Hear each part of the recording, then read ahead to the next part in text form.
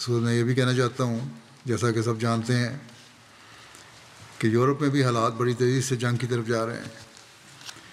Ukraine اور روس کی جنگ پھیلنے کا خطرہ بڑھتا جا رہا ہے، دھمکیاں مل رہی ہیں یورپ کے باقی ملکوں کو بھی۔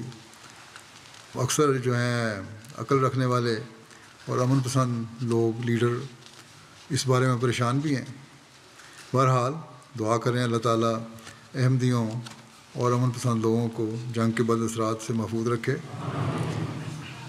اور یہ لوگ ایسے ہتھیار استعمال نہ کریں جنگ میں جن کے استعمال سے آئندہ نسلیں متاثر ہوتی ہوں۔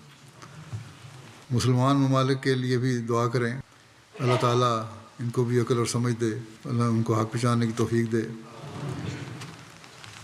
دوسرے اس بات کی طرف توجہ دلانا چاہتا ہوں کہ یہ حالات جس طرح تیزی سے بگڑے ہیں اور بگڑ رہے ہیں، ان حالات کی وجہ سے پہلے لوگوں نے توجہ ہے، لیکن مزید دوبارہ یاد دہانی کرا دوں کہ گھروں میں 2-3 مہینے کا راشن رکھنے کی کوشش کریں، لیکن سب سے اہم نقطہ یہی ہے کہ اللہ تعالیٰ کا قرب حاصل کرنے کی کوشش کریں، اس کی رضا حاصل کرنے کی کوشش کریں، اس سے تعلق پیدا کرنے کی کوشش کریں، اس میں بڑھنے کی کوشش کریں۔